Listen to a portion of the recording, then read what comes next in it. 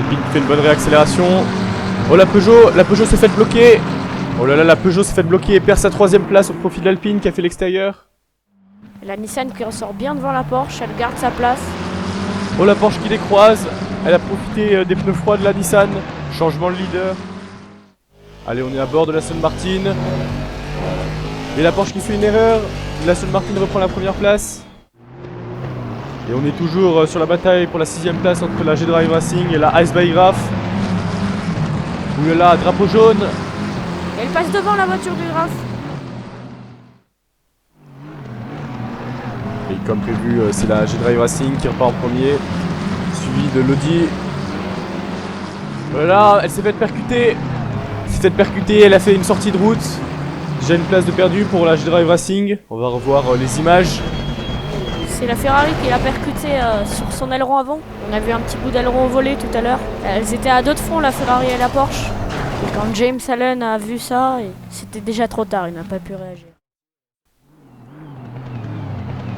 Et l'Aston Martin qui se fait bloquer, et c'est la Porsche qui en profite. Elle reprend la première place.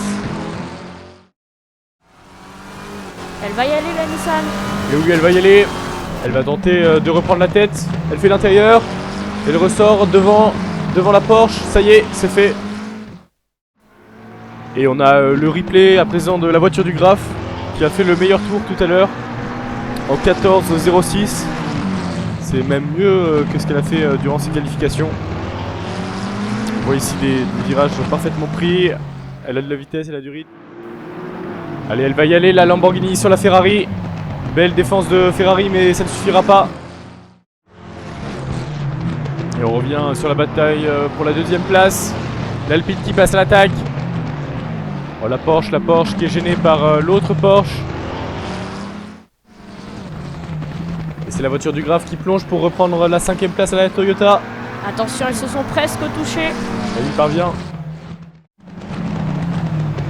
Allez, la Peugeot qui prend la trajectoire la plus rapide pour pouvoir dépasser la Porsche. Elle dépasse ensemble la GTE. Et ça y est, magnifique freinage de la Peugeot qui prend la 3ème place. Ce qu'on veut savoir, c'est est-ce que la Lamborghini ressortira devant la Ferrari? Réponse tout de suite. La Lamborghini qui a l'occasion de gagner une place.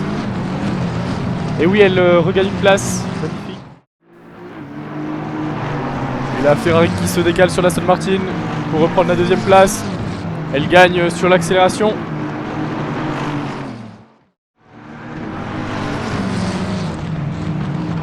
Oh, la Nissan s'est fait percuter par la Toyota. On va revoir les images. Elle emmène également la voiture du Graf. Ah oui, c'est ça, elle se fait taper par l'arrière. Et elle emmène effectivement la voiture du Graf. Je crois que la Nissan a freiné un peu plus tôt et ça a surpris la Toyota. Elle n'a pas pu réagir assez vite. Allez, drapeau jaune. Drapeau jaune. Ah, c'est la Nissan. La Nissan au ralenti. Qu'est-ce qui lui arrive? Elle rentre au stand. Là, elle va être carrément rentrée dans les stands parce qu'il va falloir faire des réparations majeures. Et elle va laisser place à l'Alpine pour la première place.